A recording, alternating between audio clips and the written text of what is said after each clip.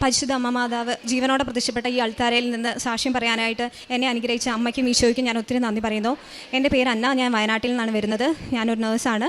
2023 July 11 ഞാൻ ആദ്യമായിട്ട് ഉടമ്പടി എടുക്കുന്നത്. ക്രിസ്തുവിലായിരിക്കുന്നവൻ ഒരു പുതിയ സൃഷ്ടിയാണ്, പഴയത് കടന്നുപോയി പുതിയത് വന്ന് ചേർന്നിരിക്കുന്നു എന്ന വചനം എൻ്റെ ജീവിതത്തിൽ എങ്ങനെ അനർത്ഥമായി മാതാവിൻ്റെ ഉടമ്പടിയിലൂടെ എന്നാണ് എനിക്ക് നിങ്ങളോട് പറയാനുള്ളത്. ഞാൻ ആദ്യമായിട്ട് ഇവിടെ വരുന്ന സമയത്ത് എൻ്റെ ജീവിതത്തിൻ്റെ എല്ലാ മേഖലകളിലും തടസ്സങ്ങളുണ്ടായിരുന്നു. എനിക്ക് ഒത്തിരി ആരോഗ്യ പ്രശ്നങ്ങളുണ്ടായിരുന്നു. അപ്പം 5 വർഷമായിട്ട് ഡിസ്കിൻ്റെ നട്ടലിൻ്റെ പ്രശ്നത്തിനായാലും ഞാൻ ഒത്തിരി വിഷമിച്ചിരിക്കുന്ന അവസ്ഥയായിരുന്നു. ഞാൻ സൗദി അറേബ്യയിൽ ജോലി ചെയ്തിരുന്ന ആ കാലഘട്ടത്തിൽ എൻ്റെ ജോലിയുടെ ബുദ്ധിമുട്ടുകളൊക്കെ കൊണ്ട് ഞാൻ നിർത്തി വരേണ്ട ഒരു സാഹചര്യം ഉണ്ടായി. ഇവിടെ വന്നതിന് ശേഷം എൻ്റെ അസുഖം വളരെ വേഴ്സായ ഒരു കണ്ടീഷനിലായിരുന്നു. അപ്പോൾ ഡോക്ടർ പറഞ്ഞു നട്ടലിന് എത്രയും പെട്ടെന്ന് ഒരു സർജറി ചെയ്യണമെന്ന് പറഞ്ഞിരുന്നു. ഞാനൊരു നേഴ്സ് ആയതുകൊണ്ടും നട്ടലിൻ്റെ സർജറിക്ക് ഉണ്ടാകുന്ന കോംപ്ലിക്കേഷനെ കുറിച്ച് ഞാൻ നന്നായിട്ട് അവെയർ ആയതുകൊണ്ടും ആ സർജറി ചെയ്യാൻ വേണ്ടിയിട്ട് തീരെ വില്ലിങ് ആയിരുന്നില്ല. ഞാൻ മാനസികമായി വളരെ തളർന്ന അവസ്ഥയിലായിരുന്നു. അങ്ങനെ അത്രയും നാൾ ജോലി ചെയ്തിരുന്ന ഞാൻ, നമുക്ക് ആരോഗ്യത്തിൻ്റെ മേഖലകളിൽ എന്തെങ്കിലും ഒരു പ്രശ്നം വന്നു കഴിഞ്ഞാൽ അത് നമ്മുടെ സാമ്പത്തിക മേഖലകളെ ബാധിക്കും.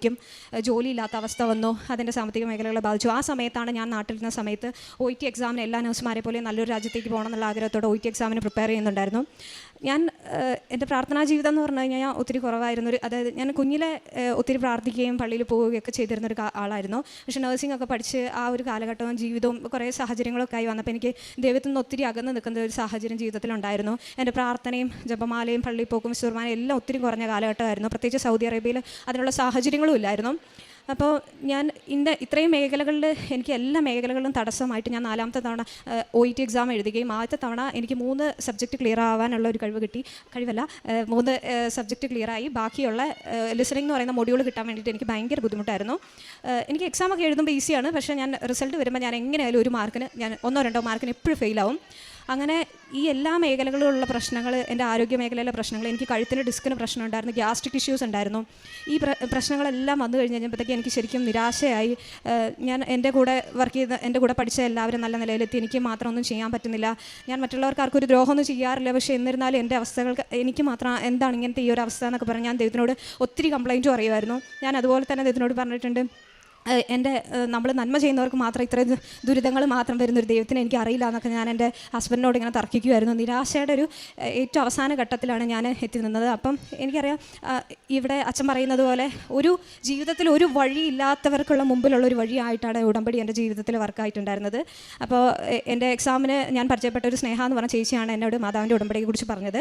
അപ്പം 4 തവണ എക്സാം എഴുതിയിട്ടും 1 മാർക്കിന് തന്നെ എപ്പോഴും പോയിക്കൊണ്ടിരിക്കുക. എനിക്ക് ബാക്കിയുള്ള സമയത്തൊക്കെ എളുപ്പമാണ്. അപ്പോൾ എനിക്ക് മനസ്സിലായി ഇതെന്തോ ഒരു വലിയൊരു തടസ്സമുണ്ട്, എന്നെക്കൊണ്ട് ഇനി എൻ്റെ കഴിവുകൊണ്ട് സാധിക്കില്ല എന്ന് മനസ്സിലായപ്പം ഒടുവിൽ ഞാൻ എൻ്റെ ജീവിതം മുന്നോട്ട് നീങ്ങില്ല എന്ന് കണ്ടപ്പോഴാണ് ഞാൻ ഇവിടെ വന്ന് ഉടമ്പടി എടുക്കാൻ നിന്നത്.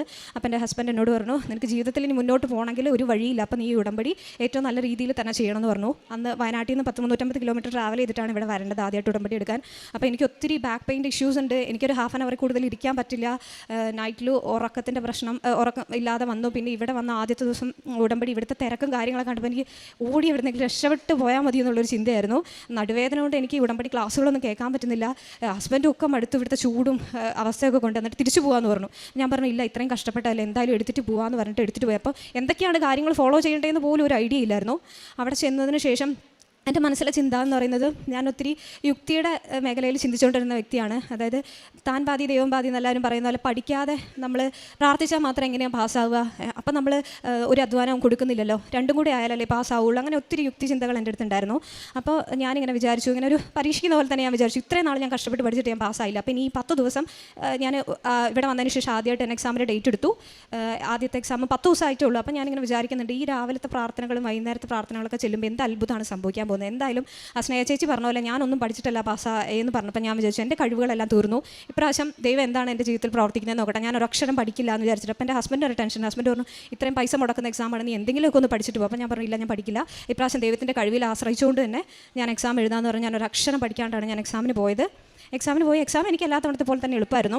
പക്ഷേ അതിലുണ്ടായ ഒരു കാര്യം എന്ന് പറഞ്ഞാൽ, എക്സാം കഴിഞ്ഞ് ഒരു ചേച്ചി എൻ്റെ അടുത്ത് വന്നു, ഒരു പരിചയമില്ലാത്തൊരു ചേച്ചി എൻ്റെ അടുത്ത് വന്നിട്ട് എന്നോട് ഇങ്ങനെ വിഷമം പറയാം, മോളെ ഞാൻ 10-12 തവണ എക്സാം എഴുതി, ഞാൻ പാസ്സായില്ല, ഇനി എൻ്റെ എക്സാമിൻ്റെ ക്ലബിങ്ങിൻ്റെ സമയങ്ങളൊക്കെ തീരാനായി എന്നൊക്കെ പറഞ്ഞപ്പോൾ ഞാൻ ആ ചേച്ചിയോട്, എനിക്ക് എക്സാമിൻ്റെ റിസൾട്ട് വന്നിട്ടില്ല, ഒന്നും ആയിട്ടില്ല, പക്ഷേ എൻ്റെ ഉള്ളിൽ നിന്ന് ആരോ ഇരുന്ന് പറഞ്ഞു. ഞാൻ പറഞ്ഞു, ചേച്ചി മാതാവിൻ്റെ അടുത്ത് പോയി ചേച്ചി ഉടമ്പടി എടുക്കുക, ചേച്ചി ഉറപ്പായിട്ടും പാസ്സാവും, ഞാൻ എന്തായാലും ഇപ്രാവശ്യം ഉറപ്പായിട്ടും പാസ്സാവുന്നു. ഞാൻ എന്ത് കോൺഫിഡൻസിൻ്റെ പേരിൽ അങ്ങനെ പറഞ്ഞതെന്ന് എനിക്കറിയില്ല, കാരണം റിസൾട്ട് പോലും വന്നിട്ടില്ല, എല്ലാ തവണ ഞാൻ ഫെയിൽ ആവാറാണ്. അപ്പം ഞാനിങ്ങനെ മാതാവിനോട് പ്രാർത്ഥിച്ചു, മാതാവേ ആ ഒരു ചേച്ചിയുടെ വിശ്വാസം വർദ്ധിപ്പിക്കാനെങ്കിലും എന്നെ പാസ്സാക്കണമെന്ന് പറഞ്ഞു. അങ്ങനെ 10 ദിവസം മാത്രം ഞാൻ ഉടമ്പടിയിൽ ഒരു കാര്യങ്ങൾ ചെയ്തിട്ടില്ല, പ്രാർത്ഥിച്ചിട്ട് മാത്രമേ ഉള്ളൂ. പക്ഷേ ഞാൻ വിശ്വസിക്കുന്ന ഈ ചേച്ചിയോട് പറഞ്ഞ എൻ്റെ വിശ്വാസ പ്രഘോഷണത്തിൻ്റെ ഭാഗമായിട്ട് മാത്രമായിരിക്കാം മാതാവ് എനിക്ക് വിജയം തന്നത്. 10 ദിവസത്തിന് ശേഷം എൻ്റെ എക്സാമിൻ്റെ റിസൾട്ട് വന്നു. ഞാൻ ജീവിതത്തിൽ ആദ്യമായിട്ട് ഉടമ്പടി പ്രാർത്ഥനകൾ ചൊല്ലി ബൈബിൾ വായിച്ച് എൻ്റെ റിസൾട്ട് തുറന്നപ്പോൾ ബൈബിൾ തുറന്നപ്പോൾ എനിക്ക് കിട്ടിയ വചനം എന്ന് പറഞ്ഞിട്ടുണ്ടെങ്കിൽ ശക്തനായവൻ എനിക്ക് വലിയ കാര്യങ്ങൾ ചെയ്തിരിക്കുന്നു, ലൂക്ക 1:49. അപ്പോൾ തന്നെ ഞാൻ ഉറപ്പിച്ചു ഞാൻ എക്സാമിന് പാസ്സായിട്ടുണ്ടെന്ന്. അങ്ങനെ ഉടനെ തന്നെ ആ ചേച്ചി എനിക്ക് മെസ്സേജ് അയച്ചിരുന്നു. ഞാൻ ഏറ്റവും സന്തോഷത്തോടുകൂടി ആ ചേച്ചിയോട് ഞാൻ എക്സാം പാസ്സായ കാര്യം പറഞ്ഞു. അപ്പോൾ തന്നെ എൻ്റെ വിശ്വാസത്തിൻ്റെ അടിത്തറ ആദ്യം തന്നെ ഇട്ടിരുന്നു. അപ്പോൾ എനിക്ക് മനസ്സിലായി നമ്മുടെ കഴിവുകളെ ഒന്നുമല്ല, ദൈവത്തിൻ്റെ ഒരു അനുഗ്രഹം ഉണ്ടെങ്കിൽ മാത്രമേ നമുക്ക് ജീവിതത്തിൽ മുന്നോട്ട് പോകാൻ പറ്റുള്ളൂ എന്ന്. അപ്പോൾ ഈ നട്ടലിൻ്റെ വേദനകളും കഴുത്തിൻ്റെ വേദനകളൊക്കെ ആയിട്ട് ഞാൻ ഒത്തിരി ബുദ്ധിമുട്ടിരുന്ന സമയത്ത് 10 ദിവസം കഴിഞ്ഞ് ആ സമയത്ത് തന്നെ കോഴിക്കോടുള്ളൊരു സ്പൈനൽ സർജനെ കാണാൻ വേണ്ടിയിട്ട്, ഒരു എക്സ്പേർട്ടായിട്ടുള്ള സ്പൈനൽ സർജനെ കാണാനിടയായി. ഞാൻ ജപമാലയും മാതാവിൻ്റെ കാശുരൂപമൊക്കെ പിടിച്ച് ഒത്തിരി ടെൻഷനായിട്ടാണ് പോയിട്ടുണ്ടായിരുന്നത്. അപ്പോൾ ഡോക്ടറെ കണ്ടു കഴിഞ്ഞപ്പോൾ ഡോക്ടർ പറഞ്ഞു സ്പൈനൽ കോഡിന് സെൻട്രൽ കനാലിൻ്റെ ആരോഗ്യം ഒന്നുമില്ല, അതുകൊണ്ട് സർജറി ഒന്നും ചെയ്യേണ്ട ആവശ്യമില്ല, ഒരു കൺസർവേറ്റീവ് മാനേജ്മെൻറ്റിൽ കാര്യങ്ങൾ ഇതായിക്കോളൂ എന്ന് പറഞ്ഞു. അപ്പം ഇതെനിക്ക് വലിയൊരു ആശ്വാസമായിരുന്നു.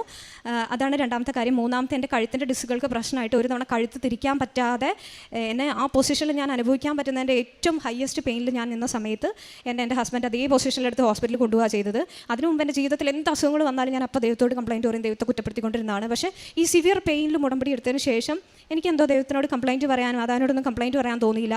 ഇതെനിക്ക് തന്നിട്ടുള്ള വേദനയാണ്, ഞാൻ അനുഭവിക്കണം എന്നുള്ളൊരു ചിന്ത എന്നിൽ വന്നു. അതിൻ്റെ ഒരു വല്ലാത്തൊരു ചിന്തയായിരുന്നു. എന്നിട്ട് വേദനകൾ അവിടെ നിന്ന് പോയി ഇഞ്ചക്ഷനൊക്കെ എടുത്തിട്ടാണ് കഴുത്ത് തിരിഞ്ഞത്. അപ്പോൾ എൻ്റെ ഏറ്റവും വലിയ വിഷമം എന്ന് പറഞ്ഞു കഴിഞ്ഞാൽ എനിക്ക് ബൈബിൾ വായിക്കാൻ പറ്റുന്നുണ്ടായിരുന്നില്ല, കഴുത്ത് മുന്നോട്ട് കുനിക്കാൻ വയ്യ, ഒരു കാര്യങ്ങളും ചെയ്യാൻ വയ്യ. നമുക്ക് നോർമൽ ആക്ടിവിറ്റി ചെയ്യണമെങ്കിൽ നമ്മുടെ കഴുത്ത് നടുവൊന്നും ഇല്ലാതെ നമുക്ക് പറ്റില്ല. അപ്പോൾ ഞാൻ ഒരു ദിവസം എങ്ങനെ ഇരുന്ന് കരഞ്ഞിട്ട് പറഞ്ഞു, പലതവണ ഞാൻ പ്രാർത്ഥിച്ചിട്ടുണ്ട്, എനിക്ക് ഡെയിലി ആക്ടിവിറ്റി പോലും ചെയ്യാൻ പറ്റില്ല എന്ന് പറഞ്ഞ് പ്രാർത്ഥിച്ചപ്പോഴൊന്നും എൻ്റെ അസുഖത്തിനൊരു മാറ്റം വന്നിട്ടില്ല. പക്ഷേ ഞാൻ ഒരു ദിവസം കരഞ്ഞ് പ്രാർത്ഥിച്ചു, മാതാവേ എനിക്ക് ബൈബിൾ പോലും വായിക്കാൻ പറ്റുന്നില്ല, ഞാൻ എങ്ങനെ ബൈബിൾ വായിക്കുന്നു പറഞ്ഞ് കരഞ്ഞ ഒരു ദിവസം ഉണ്ടായിരുന്നു. പക്ഷേ പിന്നെ എന്താണെന്നറിയില്ല, കഴിഞ്ഞ് ഈ 2 വർഷങ്ങളായിട്ട് എനിക്ക് അതുപോലെ ഒരു കഴുത്തിൻ്റെ വേദന ഇന്നേ വരെ അനുഭവപ്പെട്ടിട്ടില്ല. ഞാൻ ഉറപ്പായിട്ടും വിശ്വസിക്കുന്നു ആ ഒരു എൻ്റെ പ്രാർത്ഥന കൊണ്ട് മാത്രമാണ് മാതാവ് ആ ഒരു വേദന എൻ്റെ എടുത്ത് മാറ്റി തന്നതെന്ന്. പിന്നെ ഈ ഇത്രയും പ്രശ്നങ്ങളായിട്ട് ഞാൻ വിചാരിച്ചുകൊണ്ടിരുന്നത് ഞാൻ പ്രാർത്ഥിക്കുന്നുണ്ടല്ലോ എന്നൊരു ചിന്തയായിരുന്നു. പക്ഷേ എൻ്റെ ജീവിതത്തിലെ ഏറ്റവും വലിയ കുറവ് എന്ന് പറഞ്ഞാൽ പ്രാർത്ഥനയായിരുന്നു എന്ന് മനസ്സിലാക്കിയ സമയങ്ങളായിരുന്നു അത്. ഞാൻ ഒത്തിരി നിരാശ നെഗറ്റീവും പറഞ്ഞുകൊണ്ടിരുന്നായിരുന്നു ഈ സാഹചര്യങ്ങളൊക്കെ. പക്ഷേ രണ്ടാമത്തെ ഉടമ്പടി എടുത്തപ്പോഴത്തേക്കും ഹസ്ബൻഡ് എന്നെ ഒത്തിരി സപ്പോർട്ട് ചെയ്തിട്ടുണ്ട്. ആ സമയത്ത് രണ്ടാമത്തെ ഉടമ്പടി എടുത്ത സമയത്ത് ഹസ്ബൻഡ് എന്നെ വളരെ അത്ഭുതകരമായിട്ട് എന്നോട് പറഞ്ഞു തുടങ്ങി, നീ എന്ത് നെഗറ്റീവായിട്ടുള്ള കാര്യങ്ങൾ, എന്ത് പ്രതിസന്ധി വരുമ്പോഴും ഇത്ര പോസിറ്റീവായിട്ടാണല്ലോ സംസാരിക്കുന്നതെന്ന്.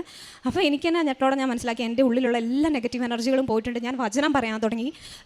അതായത് ബൈബിളൊക്കെ വായിക്കാനായിട്ട് ഒരു 5 മിനിറ്റ് പോലും ബൈബിൾ വായിക്കാൻ ബുദ്ധിമുട്ടുള്ള ഞാനാണ്. അപ്പോൾ എൻ്റെ ഹസ്ബൻഡ് ആ കാര്യങ്ങളൊക്കെ എൻ്റെ വിശ്വാസത്തിൻ്റെ ഇതിൽ ആദ്യത്തെ മാസങ്ങൾ ഒത്തിരി എന്നെ സപ്പോർട്ട് ചെയ്തിരുന്നു. കാരണം ഞാൻ 2 വർഷമായിട്ട് കുമ്പസാരിക്കാതെ ഇരുന്നൊരു വ്യക്തിയാണ്. അപ്പോൾ ഞങ്ങളുടെ തമ്മിൽ ഒരു ദിവസം ഒരു കോൺവെർസേഷൻ ഉണ്ടായി. ഇങ്ങനെ വിശുദ്ധ കുർബാനയെക്കുറിച്ച് സംസാരിച്ചപ്പം ഞാനിങ്ങനെ പറഞ്ഞു, ഞാൻ വിശുദ്ധ കുർബാന വെറുതെ ഇങ്ങനെ സിനിമ കാണാൻ പോകുന്ന പോലെ പോവുക, എനിക്ക് വിശുദ്ധ കുർബാന സ്വീകരിക്കുന്ന സമയത്ത് മാത്രമേ ആകെ ഒരു ഫീലുള്ളൂ, അപ്പോഴാണ് ഞാൻ ഏറ്റവും കൂടുതൽ ഒന്ന് പ്രാർത്ഥിക്കുന്നത്, എനിക്കൊരു അനുഭവം ആവാറില്ല വിശുദ്ധ കുർബാന എന്ന് പറഞ്ഞപ്പോഴത്തേക്കും ദിവികാരണത്തോട് ഒത്തിരി ആരാധനയുള്ള എൻ്റെ ഹസ്ബൻഡ് പറഞ്ഞു, നീ എന്തിനെക്കുറിച്ചാണ് ഈ പറയുന്നത്, നിനക്ക് വല്ല ബോധ്യമുണ്ടോ എന്ന് വെച്ചിട്ട് പുള്ളിയുടെ ഭാവമൊക്കെ മാറിയപ്പോൾ ഞാൻ എന്തോ വലിയ തെറ്റായ കാര്യം പറഞ്ഞോ എന്നുള്ള അത്ഭുതത്തിൽ ഇങ്ങനെ നോക്കി. അപ്പോൾ എന്നിട്ട് പുള്ളി എന്നോട് ചോദിച്ചു, നീ എത്ര നാളായി കുമ്പസാരിച്ചിട്ട് എന്ന് ചോദിച്ചു. അപ്പോൾ ഞാൻ പറഞ്ഞു, ഞാൻ 2 വർഷമായി കുമ്പസാരിച്ചിരുന്നു. അപ്പോൾ എന്നോട് പറഞ്ഞു, നീ ഈ ആഴ്ച എന്തായാലും കുമ്പസാരിക്കണം, കുമ്പസാരിച്ചാൽ മാത്രമേ നിനക്ക് വിശുദ്ധ കുർബാന അനുഭവവേദ്യമാവുള്ളൂ, നീ അതിന് വേണ്ടി പ്രാർത്ഥിക്കണം എന്ന് പറഞ്ഞു. അപ്പോൾ മാതാവ് ആരിലൂടെയോ പറയുന്ന പോലെ എനിക്ക് ഫീൽ ചെയ്തു. എനിക്ക് ആദ്യമൊക്കെ ഞാൻ കുമ്പസാരത്തിനെക്കുറിച്ച് വിചാരിച്ചുകൊണ്ടിരുന്നത്, അതായത് നമുക്ക് ദൈവത്തിനോട്, അതായത് നമ്മളൊക്കെ മനുഷ്യരൊക്കെ ബലഹീനരാണ്. അപ്പോൾ ഒരാഴ്ച ഇപ്പം നമ്മൾ എന്തൊക്കെ തെറ്റുകൾ ചെയ്താലും അടുത്ത ആഴ്ച നമ്മൾ എന്തൊക്കെ ചെയ്യാതിരിക്കാൻ ശ്രമിച്ചാലും വീണ്ടും നമ്മൾ ആ തെറ്റുകളൊക്കെ ചെയ്യും. എന്നിട്ട് പിന്നെയും ദൈവത്തിൻ്റെ അടുത്ത് പോയി ഞാനിങ്ങനെയൊക്കെ ചെയ്തു എന്ന് പറഞ്ഞ് വീണ്ടും പറയുന്നതിനോട്, അങ്ങനെ ഒരു ലോജിക്കിനോട് എനിക്കൊരു താല്പര്യമില്ലായിരുന്നു. പിന്നെ ഞാൻ വിചാരിച്ചത് ദൈവത്തിനോട്, ഈശോയോട് നമുക്ക് നേരിട്ട് പറഞ്ഞാൽ പോരെ, നമുക്ക് എന്തിനാ ഒരു മധ്യസ്ഥൻ, അങ്ങനെയൊക്കെ ചിന്തിച്ചിരുന്നൊരു കാലഘട്ടം ഉണ്ടായിരുന്നു. എന്നിട്ട് ഞാൻ ആദ്യമായിട്ട് ഞാൻ എൻ്റെ മാരേജ് ചെയ്ത പള്ളിയിൽ ഇന്നേ വരെ എവിടെയാണ് കുമ്പസാര കൂടുമെന്ന് പോലും എനിക്കറിയില്ലായിരുന്നു. ഇവിടുന്ന് അച്ഛൻ ബാക്ക് സൈഡിൽ നിന്ന് വരുന്നതെന്ന് അറിയാം, പക്ഷേ ഫ്രണ്ടിൽ നിൽക്കുന്ന നമുക്ക് ഒരിക്കലും കാണാൻ പോലും പറ്റില്ലായിരുന്നു. അപ്പം അന്ന് ഞാൻ ആഗ്രഹത്തോടെ കുമ്പസാരിക്കാനുള്ള ആഗ്രഹത്തോടെ പ്രാർത്ഥിച്ചപ്പോൾ അന്ന് ആദ്യമായിട്ട്, അത്രയും വർഷം ഞാൻ ആ പള്ളിയിൽ പോയിട്ട് അന്ന് ആദ്യമായിട്ട് അച്ഛൻ ഒരു അറിയിപ്പ് പറയുകയാണ്, ഫ്രണ്ടിലെ പള്ളിയുടെ 2 സൈഡുകളിലും 2 പച്ച ലൈറ്റുകൾ കത്തും, ആ പച്ച ലൈറ്റുകൾ കത്തുന്ന സമയത്ത് അച്ഛൻ കുമ്പസാരിപ്പിക്കാനായിട്ട് അവിടെ വന്നിരുന്നു എന്നാണ് അതിനർത്ഥം എന്ന് പറഞ്ഞപ്പോൾ എനിക്ക് ഉറപ്പായിട്ട് മനസ്സിലായി ഞാൻ കുമ്പസാരിക്കാനായിട്ട് ദൈവം എല്ലാ വഴികളും ഒരുക്കുന്നുണ്ടെന്ന്. അന്ന് ആദ്യമായ ജീവിതത്തിൽ ഞാൻ കരഞ്ഞുകൊണ്ട് എൻ്റെ പാവങ്ങൾ ലൈറ്റ് പറഞ്ഞ് കുമ്പസാരിച്ചു.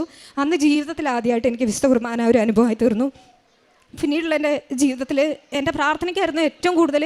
ഞാനിവിടെ ആദ്യത്തെ ദിവസം 6 നിയോഗങ്ങൾ എഴുതിയിടണമെന്ന് പറഞ്ഞപ്പോൾ ഞാൻ പ്രാർത്ഥനയുടെ നിയോഗ സിസ്റ്റർ എഴുതാൻ പറഞ്ഞപ്പോൾ ഞാൻ മനസ്സിൽ വിചാരിച്ചു, എനിക്ക് ഒത്തിരി കാര്യങ്ങളുണ്ട്, പ്രാർത്ഥനയുടെ നിയോഗം എന്തിനാണ് എഴുതുന്നത്, അതൊക്കെ നടന്നോളൂലേ, അത് എഴുതേണ്ടതെന്ന് വെച്ചാൽ ഞാൻ എഴുതിയില്ല, കാരണം എനിക്ക് അത്ര ജീവിത പ്രശ്നങ്ങളുണ്ടായിരുന്നു.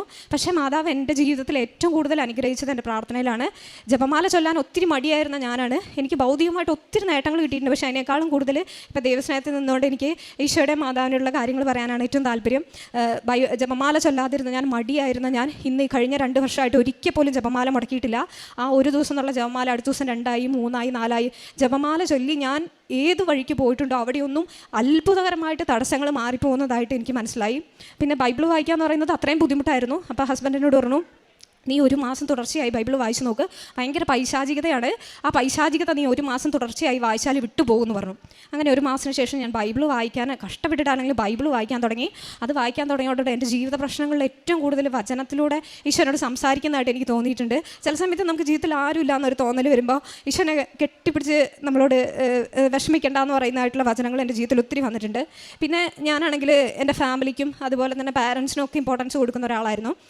ഫാമിലി എന്ന് പറയുന്നത് എനിക്ക് ഭയങ്കര ഒരു പ്രയോറിറ്റി ആയിരുന്നു. അപ്പോൾ ബാക്കി എല്ലാത്തിനേക്കാളും. അപ്പോൾ അതുകൊണ്ട് തന്നെ എൻ്റെ ഫാമിലിയിൽ കുറേ പ്രശ്നങ്ങൾ, അതുപോലെ തന്നെ ഫിനാൻഷ്യൽ പ്രോബ്ലങ്ങൾ, ഹെൽത്ത് ഇഷ്യൂസൊക്കെ ഉണ്ടായിരുന്നു. അപ്പോൾ ഇതിനെ ഓർത്ത് എനിക്ക് ഒത്തിരി വേദനിക്കേണ്ടി വന്നിട്ടുണ്ട്. പക്ഷേ ദൈവം എന്നെ മനസ്സിലാക്കി തന്നു, നിനക്ക് ഞാൻ തന്നതാണ് അപ്പനും അമ്മയൊക്കെ, അവരെക്കാളും നിൻ്റെ ദൈവത്തിന് നീ 1-ാം സ്ഥാനം കൊടുത്തില്ലെങ്കിൽ ഇവരെ ഓർത്ത് ഒത്തിരി വേദനിക്കേണ്ടി വരും എന്നുള്ളൊരു ബോധ്യം എനിക്ക് ബോധ്യപ്പെടുത്തുന്നു. ഈശോയ്ക്കും അമ്മയ്ക്കും 1-ാം സ്ഥാനം കൊടുത്ത് എൻ്റെ ജീവിതത്തിൽ ഞാൻ എന്ന് പ്രാർത്ഥിച്ചു തുടങ്ങിയോ അപ്പോൾ എൻ്റെ ജീവിതത്തിൽ എല്ലാ പ്രശ്നങ്ങളും മാറി. എനിക്ക് ജീവിതത്തെക്കുറിച്ചുള്ള ടെൻഷനുകൾ ഒത്തിരി മാറിയായിരുന്നു. പിന്നെ അതേപോലെ തന്നെ ഇങ്ങനെ ടെൻഷനും കാര്യങ്ങളെ കൊണ്ട് ഒത്തിരി ഗ്യാസ്ട്രിക് ഇഷ്യൂസ് ഉണ്ടായിരുന്നു. അപ്പോൾ ഞാൻ ഒരു തവണ ഡോക്ടർ പറഞ്ഞു ഒരു കൊളോണോസ്കോപ്പി എൻഡോസ്കോപ്പി ഒക്കെ ചെയ്തു നോക്കണം, ബയോപ്സിക്ക് വിടണം എന്നൊക്കെ പറഞ്ഞിട്ട് ഭയങ്കര ടെൻഷൻ അടിച്ചിരുന്നൊരു കാലഘട്ടം ഉണ്ടായിരുന്നു. ഞാൻ മാതാവിൻ്റെ ഉടമ്പടി തൈലവും ഉപ്പും ഒക്കെ പിന്നെ ഉപയോഗിച്ചിട്ടാണ് ഞാൻ കൊളോണോസ്കോപ്പിക്കൊക്കെ പോയത്. ജപമാലയൊക്കെ കൈപ്പിടിച്ച് മാതാവിൻ്റെ രൂപം പിടിച്ചാണ് പോയിരുന്നത്. അപ്പോൾ കൊളോണോസ്കോപ്പി റിപ്പോർട്ട് വന്നപ്പോൾ ബയോപ്സി റിപ്പോർട്ടിലൊക്കെ ഞാൻ നല്ല ടെൻഷൻ അടിച്ചിരുന്നത്. പക്ഷേ അതിലൊന്നും ഒരു കുഴപ്പവും ഇല്ല എന്ന് പറഞ്ഞ് മാതാവ് എന്നെ അനുഗ്രഹിച്ചു. പിന്നെ OET പാസ്സായതിൻ്റെ ഭാഗമായിട്ട് ഞാൻ അടുത്ത ഇതിലേക്ക് ന്യൂസിലൻഡിൻ്റെ പ്രോസസ്സ് തുടങ്ങി. കാരണം എനിക്ക് ക്ലബിംഗ് സ്കോർ കിട്ടിയതുകൊണ്ട് തന്നെ. അപ്പോൾ ന്യൂസിലൻഡിൻ്റെ പ്രോസസ്സ് ഞാൻ തുടങ്ങിയപ്പോൾ പെട്ടെന്ന് കാര്യങ്ങൾ നടക്കുന്നതായിരുന്നു. പക്ഷേ പെട്ടെന്ന് എടുക്കേണ്ട പ്രോസസ്സ് ഒത്തിരി നാൾ വൈകി, 1 വർഷത്തോളം എടുത്തു. പക്ഷേ ഞാൻ പോയ ഒരു വഴികളിൽ എനിക്കൊരു തടസ്സം ഉണ്ടായിരുന്നില്ല. എൻ്റെ ലോണ് 12 ലക്ഷത്തോളം രൂപ വെറും 3 ദിവസം കൊണ്ടാണ് എനിക്ക് പാസ്സായി കിട്ടിയത്. എൻ്റെ പാസ്പോർട്ട് എല്ലാം പെട്ടെന്ന് ശരിയായി. ഒരിക്കലും ഈ 2024 അവിടെ ന്യൂസിലൻഡിൽ ക്യാബ് കോഴ്സ് നേഴ്സായി ഞാൻ ഒരു ക്യാബ് കോഴ്സ് ചെയ്യാൻ വേണ്ടിയിട്ടാണ് പോകാനിരുന്നത്. അവിടെ അഡ്മിഷൻ കിട്ടില്ല എന്ന് വിചാരിച്ചെടുത്ത് ഞാൻ ആഗ്രഹിച്ചത് ഏറ്റവും പൈസ കുറഞ്ഞൊരു കോളേജിൽ അഡ്മിഷൻ കിട്ടാനായിരുന്നു. ആ കോളേജിൽ മാതാവ് അനുഗ്രഹിച്ച് എനിക്ക് കഴിഞ്ഞ മെയ് മാസത്തിൽ കുറച്ച് ഡിലേ ആയെങ്കിലും ഒത്തിരി പ്രോസസ്സ് ഉണ്ട്. ന്യൂസിലൻഡിൻ്റെ പ്രോസസ്സ് ചെയ്യുന്ന നേഴ്സുമാർക്കറിയാം, ഓരോ പ്രോസസ്സും നമ്മൾ വല്ലാതെ അതിൻ്റെ ടൈം ലാഗിനെ വല്ലാതെ ഇതാക്കുന്നതാണ്. അപ്പോൾ മാതാവിൻ്റെ സമയച്ചുരുക്കവും ഒക്കെ എൻ്റെ വിസയുടെ സമയത്ത് നടന്നു. ഒരിക്കലും ഒരു ന്യൂസിലൻഡിൻ്റെ വിസ, അതും ഹസ്ബൻഡ് വൈഫിൻ്റെ വിസ 4 ദിവസം കൊണ്ട് വരിക എന്ന് പറയുന്ന അസാധ്യമായിട്ടുള്ള കാര്യമാണ്. എനിക്ക് 4ാമത്തെ ദിവസമാണ് ന്യൂസിലൻഡിൻ്റെ വിസ മാതാവ് സമയച്ചുരുക്കത്തിൽ തന്നത്. അപ്പോൾ അതിന് സാക്ഷ്യം പറയാൻ ഞാൻ വന്നിരുന്നു കഴിഞ്ഞ ജൂണിൽ പോകുന്നതിന് മുമ്പേ. പക്ഷേ അന്ന് തിരക്കുകൾ കാരണം എനിക്ക് പറയാൻ പറ്റില്ല, തിരിച്ചു പോകേണ്ടി വന്നു. അതൊത്തിരി വിഷമിച്ചായിട്ടാണ് പോയത്. പിന്നെ ആ സമയത്ത് ന്യൂസിലൻഡിൻ്റെ അവസ്ഥ എന്ന് പറയുന്നത് ജോബ് ഒരു 0 വേക്കൻസിയാണ്. അവിടെ നഴ്സുമാർക്കൊന്നും ജോലിയില്ല. അപ്പം അത്രയും പ്രതിസന്ധി നിൽക്കുന്ന ഘട്ടത്തിലാണ് ഞാൻ പോയത്. പക്ഷേ ഞാൻ വിശ്വസിച്ചൊരു വചനമുണ്ട്, ഏശയ്യ 66:9, ഞാൻ പ്രസവത്തോളം എത്തിച്ചിട്ട് പ്രസവിപ്പിക്കാതിരിക്കുമ്പോൾ ജന്മം നൽകുന്ന ഞാൻ ഗർഭപാത്രം അടച്ചു കളയുമ്പോൾ ഞാൻ എത്ര ഡൗൺ ആയിട്ട് വരുമ്പോൾ ഈ വചനം എൻ്റെ ഉള്ളിലേക്ക് വരും. അപ്പം ഞാൻ പറയും, ഇത്രയും നടത്തിയ ദൈവത്തിന് മാതാവിന് ഒരിക്കലും ഇത് എനിക്ക് ജോലി തരാതിരിക്കാനാവില്ല, എനിക്ക് തരും എന്നൊരു ഉറപ്പായൊരു വിശ്വാസം ഉണ്ടായിരുന്നു. എന്നാലും ഒരു ടെൻഷൻ ഉള്ളിലുണ്ടായിരുന്നു. എന്നിട്ട് ഞാൻ ന്യൂസിലൻഡിൽ പോയി. അവിടെ ചെന്ന് എൻ്റെ ക്യാബ് കോഴ്സുകളൊക്കെ ഞാൻ മാതാവിനോട് പ്രാർത്ഥിച്ചിരുന്നു. ഞാൻ ഇപ്രാവശ്യം എല്ലാം എൻ്റെ കഴിവിൽ ആശ്രയിച്ചല്ല, മാതാവിൻ്റെ കഴിവിൽ ആശ്രയിച്ചാണ് വരുന്നത്. അതുകൊണ്ട് തന്നെ എനിക്ക് നല്ല മാർക്കോടുകൂടി പാസ്സാകാൻ പറ്റണമെന്ന് പ്രാർത്ഥിച്ചിരുന്നു. മാതാവ് 92% എനിക്ക് ക്യാബ് കോഴ്സൊക്കെ പാസ്സാകാനുള്ള കൃപ തന്നു. 1 മാസത്തിനുള്ളിൽ എൻ്റെ രജിസ്ട്രേഷനൊക്കെ വന്നു.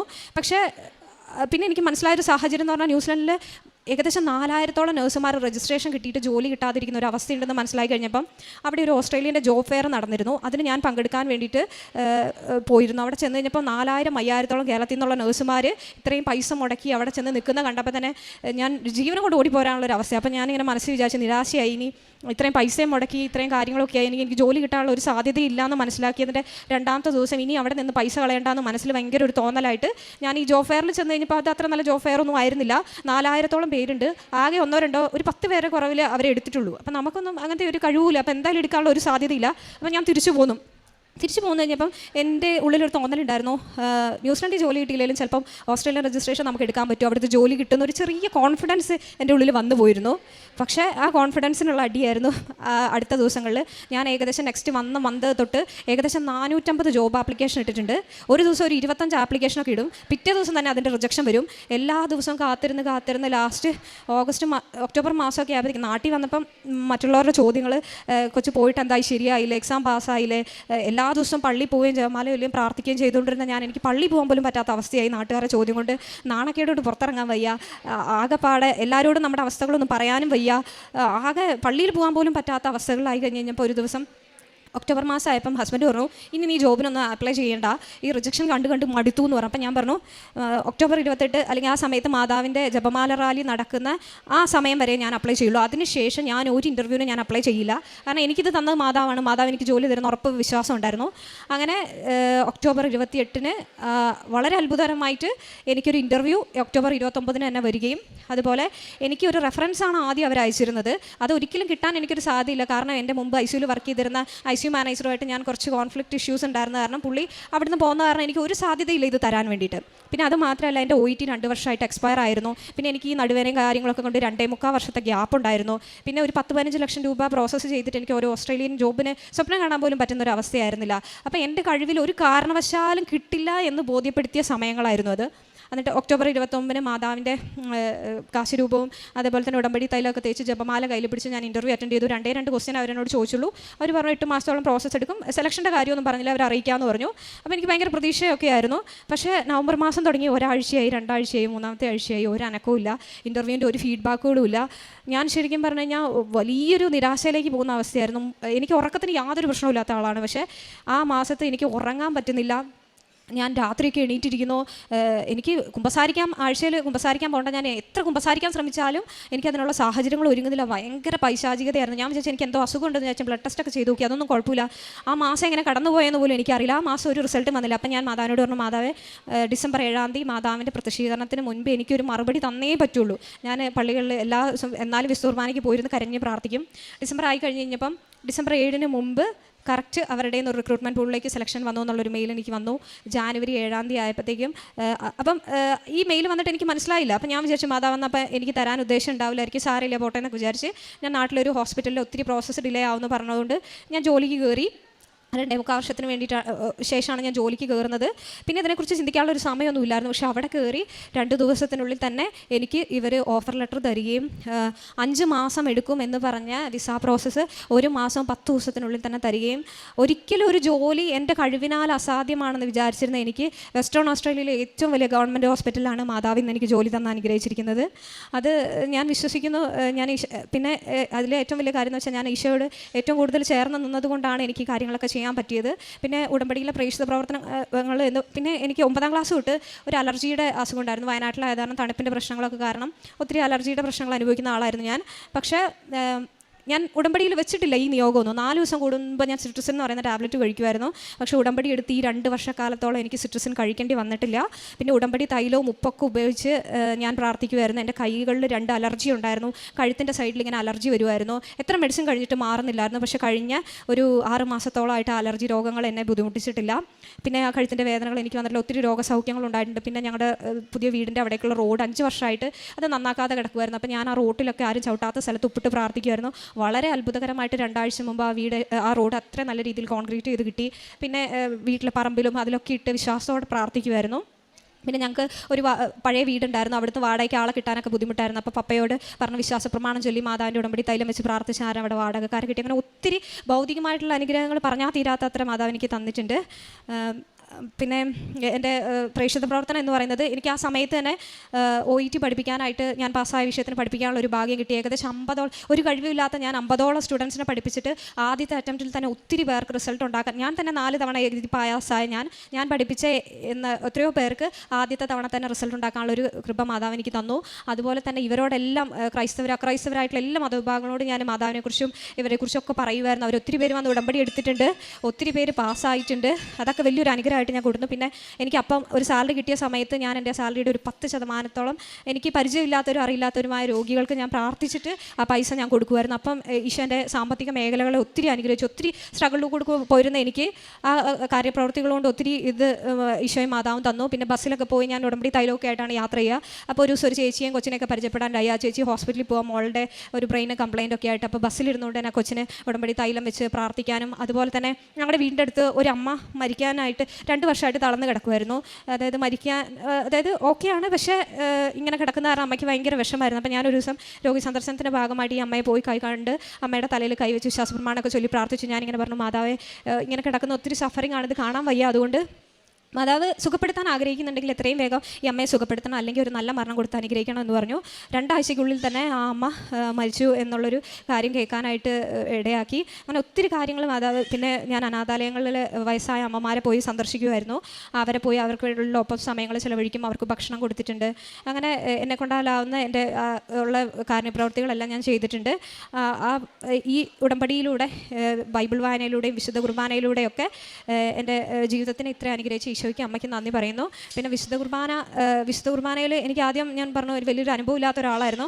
പക്ഷേ എന്ന് വിശുദ്ധ കുർബാന കണ്ടാലും ഞാൻ അവിടെ ഇരുന്ന് അവസാനിപ്പിക്കുന്ന സമയം വരെ എൻ്റെ ജീവിതവേദനകളോർത്തല്ല ഞാൻ കരയാറ്. ഈശോയെ ഓർത്ത്, അമ്മ മാതാവിനെ ഓർത്ത്, ഈശോയെ കുറിച്ച് തിരക്കപ്പെട്ട അവിടുത്തെ പീഡാനുഭവത്തെ ഓർത്ത് ഞാൻ കണ്ണുനീർ വാർത്ത് കരയും. എന്താണെന്നറിയില്ല, അങ്ങനെ ഒരു ദൈവസ്നേഹം. പിന്നെ റോഡുകളിലും ഒക്കെ വയ്യാത്തവരൊക്കെ കിടക്കുന്ന കാണുമ്പോൾ റോട്ടിൽ നിന്ന് തന്നെ എൻ്റെ കണ്ണുകളൊക്കെ നിറയാറുണ്ട്. എൻ്റെ കയ്യിൽ എന്തുണ്ടെങ്കിലും ഞാൻ അവർക്ക് കൊടുക്കാറുണ്ട്. അതായത് വചനത്തിൽ പറയുന്ന പോലെ നിൻ്റെ ശിലാഹൃദയം മാറ്റി ഞാൻ അവിടെ ഒരു മാംസള ഹൃദയം വെക്കുമെന്ന് പറഞ്ഞ വചനമൊക്കെ എൻ്റെ ജീവിതത്തിൽ അനർത്ഥമായിട്ടുണ്ട്. പിന്നെ ഞാൻ വിശ്വസിക്കുന്നത് എൻ്റെ കഴിവിനെയൊക്കെ മാറ്റി നിർത്തി ദാനിയേൽ പ്രവാചകൻ 10:12 പറയുന്ന പോലെ നീ ശരിയായി അറിയുന്നതിന് നിന്നെ തന്നെ എളിമപ്പെടുത്താൻ തുടങ്ങിയ ദിവസം മുതൽ നിൻ്റെ പ്രാർത്ഥന ഞാൻ കേട്ടിരിക്കുന്നു എന്ന് പറഞ്ഞ പോലെ ഈശോയിൽ വിശ്വസിച്ച് എൻ്റെ കോൺഫിഡൻസുകളെല്ലാം മാറ്റിവെച്ച് ഈ 2 വർഷത്തോളം എൻ്റെ ഉടമ്പടി ജീവിതത്തിൽ ഈശോയുടെ മാതാവിനോട് ഏറ്റവും കൂടുതൽ അടുക്കാനായിട്ട് അനുഗ്രഹം തന്നെ ഞാൻ വിശ്വസിക്കുന്നത് എൻ്റെ ഭൗതികതയിലല്ല, ഈശോയും മാതാവിനോടും അല്ലെങ്കിൽ ഒരു ക്രിസ്ത്യാനിയായിട്ട് ജീവിക്കാൻ പറ്റിയതാണ് എൻ്റെ ലോകത്തിലെ ഏറ്റവും ഭാഗ്യമെന്ന് വിശ്വസിച്ചുകൊണ്ട് മുന്നോട്ട് പോകുന്ന ഒരാളാണ് ഞാൻ. അമ്മയ്ക്ക് തന്നിട്ടുള്ള എല്ലാ അനുഗ്രഹങ്ങൾക്കും ഈശോയ്ക്കും അമ്മയ്ക്കും ഞാൻ ഒത്തിരി നന്ദി പറയുന്നു. Thank you.